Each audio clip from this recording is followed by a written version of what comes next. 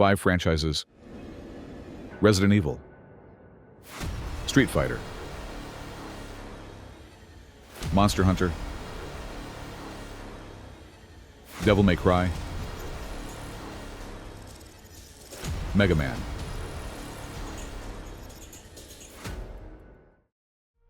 $400 million copies sold, 8 consecutive years of record profit. And it all started with a man selling cotton candy from a shop 18 feet wide. He went bankrupt, twice, got fired from his own company, had his games mocked by the entire internet, got called Crapcom.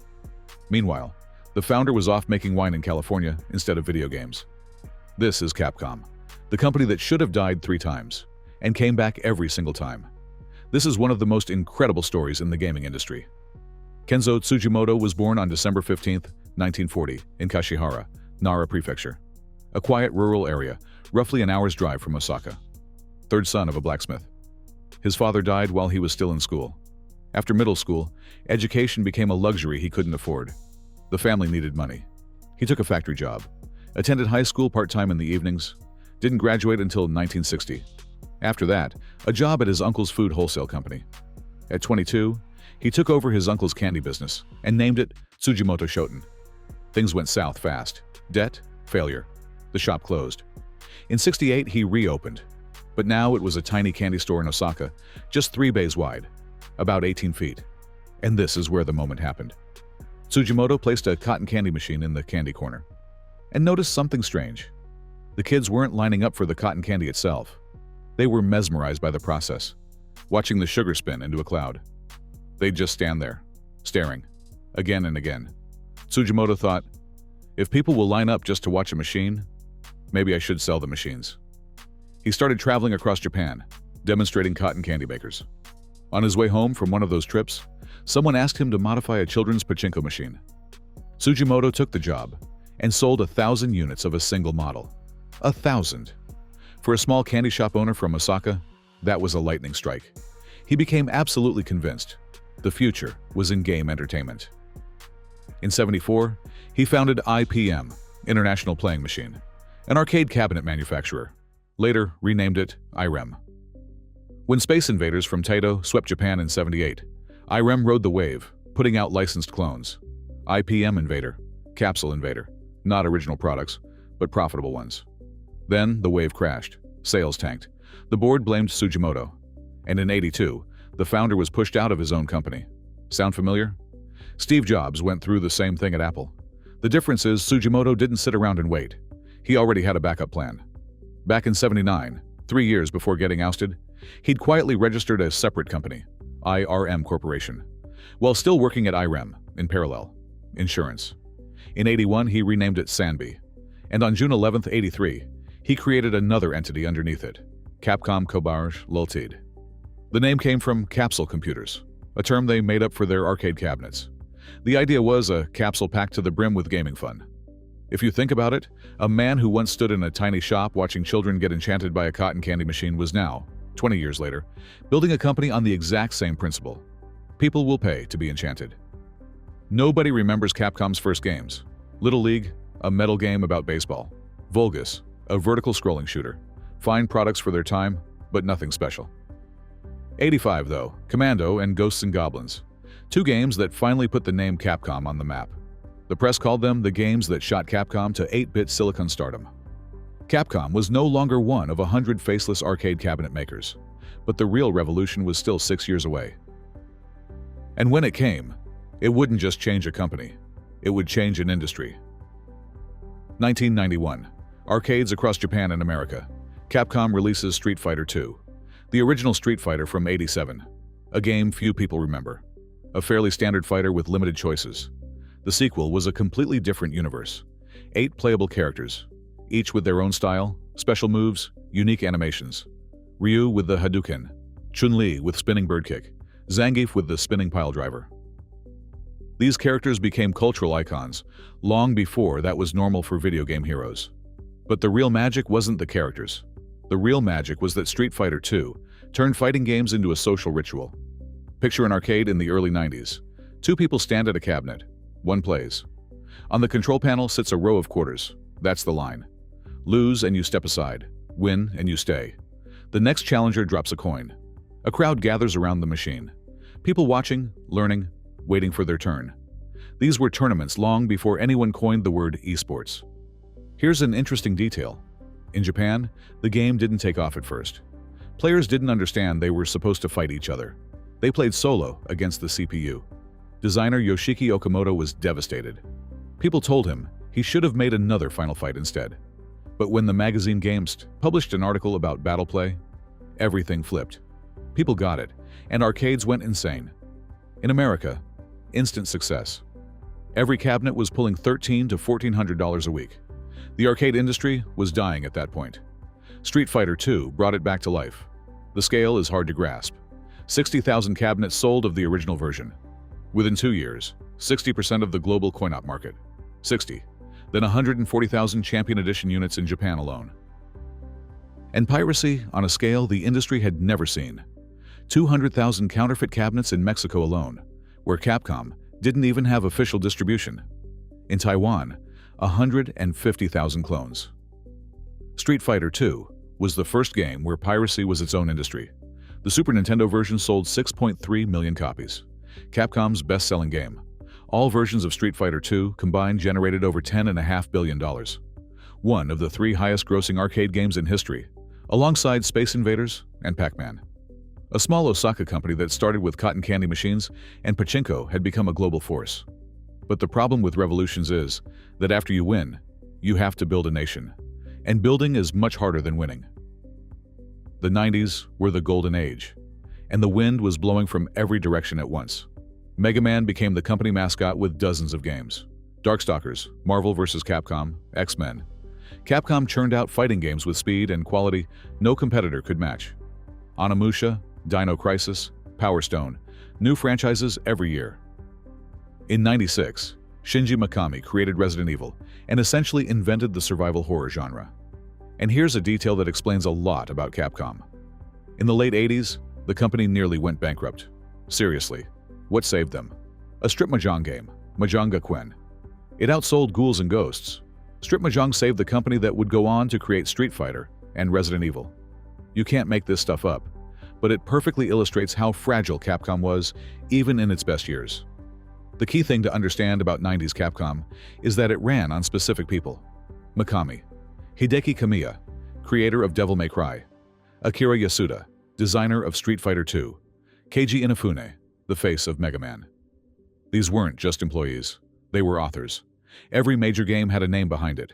Remember that. Because that's exactly where the problems will start. The 2000s open with triumphs and disasters at the same time. Like a movie where the hero breaks records and breaks legs in the same montage. Devil May Cry in 2001, a bomb. Kamiya creates a new definition of style in video games. Dante with his swords, pistols, and cocky one-liners becomes an icon. Devil May Cry 2, same year.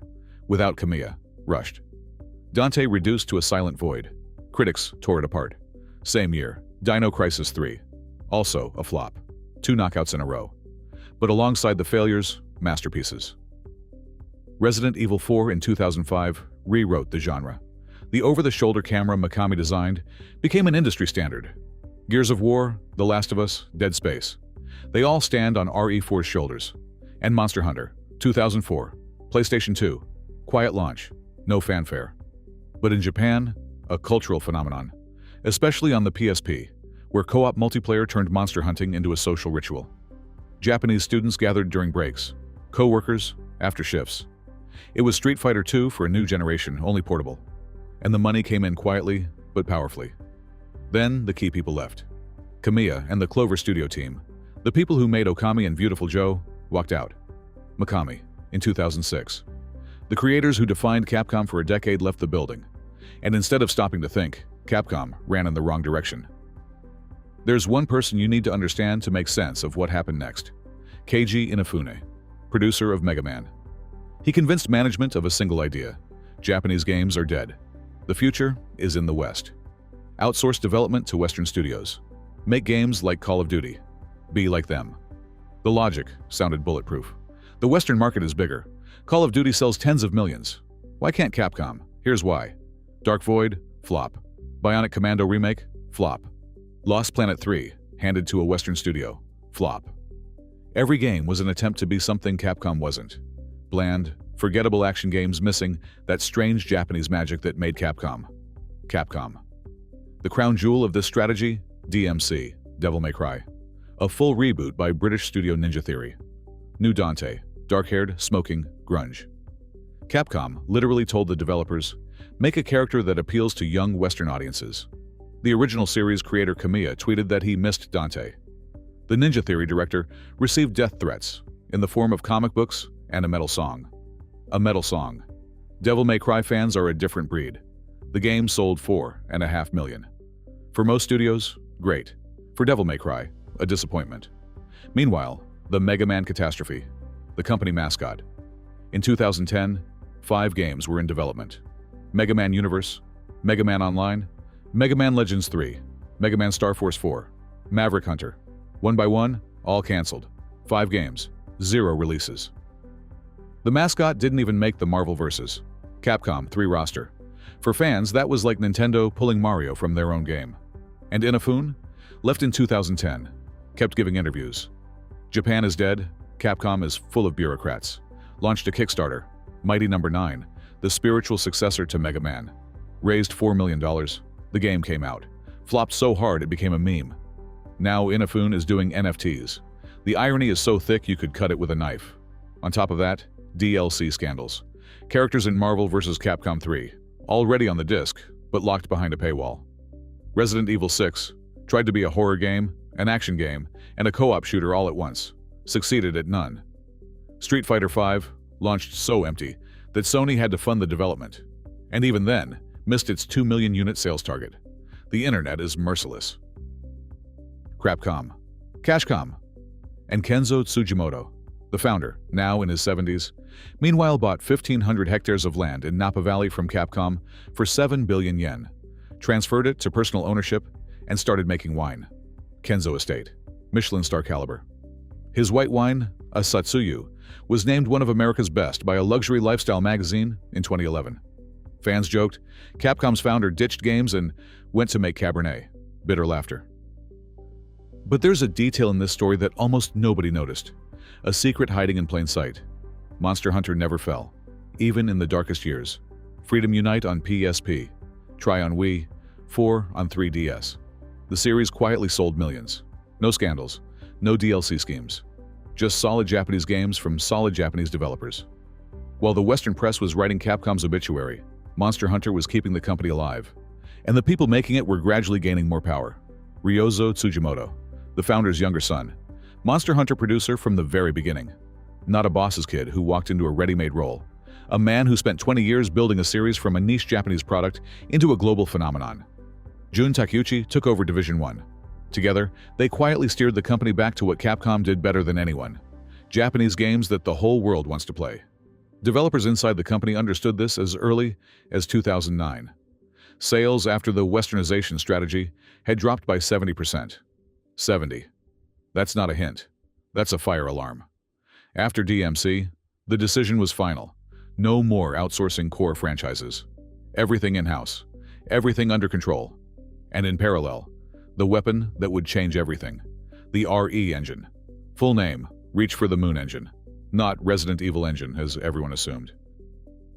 Capcom was actually surprised by that interpretation. In Japan, the series is called Biohazard, so it would have been BH engine.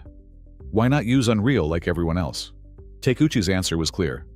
A generic engine from another company doesn't work for our games. We need full control. Full control. From a man who had seen what happens when you don't have it. 2017. E3. On-screen, darkness. Louisiana Bayou. An abandoned house. First-person camera. Silence. A footstep. A floorboard creaking. Resident Evil 7. The franchise everyone had buried came back.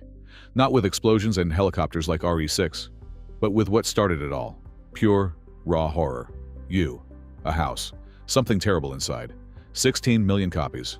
And then, a cascade. RE2 remake. 16.8 million. A remake that proved nostalgia could be a masterpiece. Devil May Cry 5. Dante was back. White hair, one-liners. Not a single trace of DMC. Monster Hunter Rise. 18 million. Resident Evil Village. RE4 remake. 12 million. Street Fighter 6. finally done right. Dragon's Dogma 2. Game after game, hit after hit. And under the hood of all of it, the RE engine. Technology from one project flowing into the next. Remember from my Resident Evil video, how the Pragmata team solved a hair physics problem and handed the solution to the Resident Evil Requiem team? 2 different games, different teams, shared ecosystem. That's not a coincidence, it's a system. But the biggest hit, Monster Hunter World, 2018. For the first time, the series launched simultaneously worldwide. For the first time, on PlayStation 4, Xbox One, and PC. For the first time, with a full global marketing campaign. Ryozo Tsujimoto would later say, "For the first time, we approached Monster Hunter with a global mindset. Before that, it was always Japan first, then everywhere else." The result, Capcom's best-selling game in history within its first month. 22 million copies to date. Monster Hunter World did for Capcom what GTA 5 did for Rockstar. Proved that a Japanese studio can play in the biggest league without losing its identity.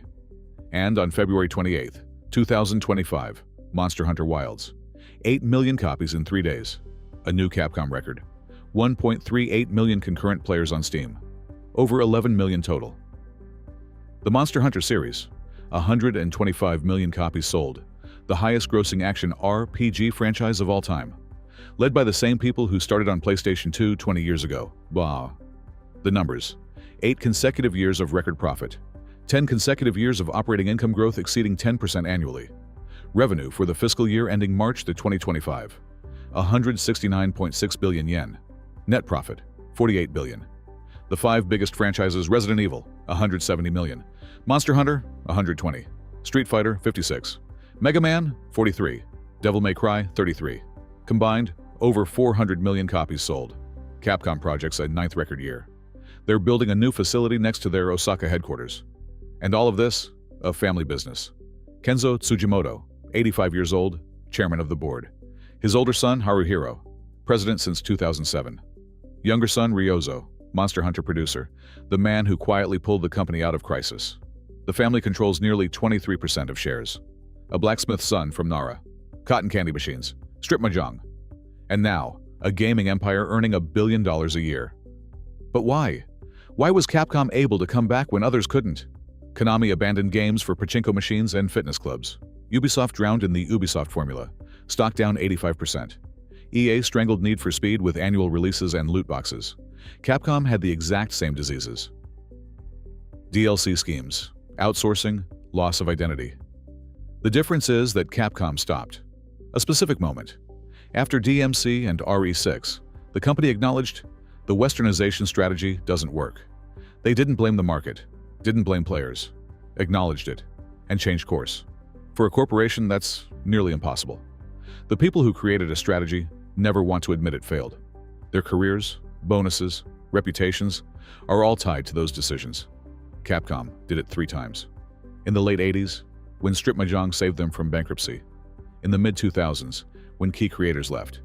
And in the mid-2010s, when Crapcom became a meme. Maybe it's the advantage of a family business. When the founder sits in the chairman's seat and his sons run operations, the planning horizon is different. Not a quarterly report, not a yearly bonus, but the family's reputation for decades. Monster Hunter Wilds was in development for 5 to 6 years. Try explaining to EA shareholders why your next game is coming out in 6 years. Good luck. 1968. A man in a tiny shop in Osaka watches children crowd around a cotton candy machine. They're not there for the cotton candy. They're there for the process. He sees it and starts thinking. 2026. Same Osaka. Same family. 170 million Resident Evil copies. 125 million Monster Hunter. 8 record years in a row. From a cotton candy machine to CapGod. Capcom isn't a fairy tale about a company that did everything right. It's a story about a company that made mistakes again and again, lost its geniuses, outsourced its soul, became a meme, but every time found something most companies don't have, the ability to stop and say, "We were headed the wrong way." Most companies don't die from competitors, not from technology. They die from the inability to admit a mistake. Capcom admitted theirs 3 times and came back stronger each time. Maybe it's Osaka's culture, less glamorous than Tokyo, but more stubborn. Maybe it's a family for whom the company isn't a line on a resume, but 3 generations of life's work. Or maybe just people who learned not to give up back when they were selling cotton candy. The story isn't over yet. If you enjoyed this video, subscribe. I put out deep dives like this every week. Drop a comment. What's your favorite Capcom game? And which company should I break down next? See you in the next one.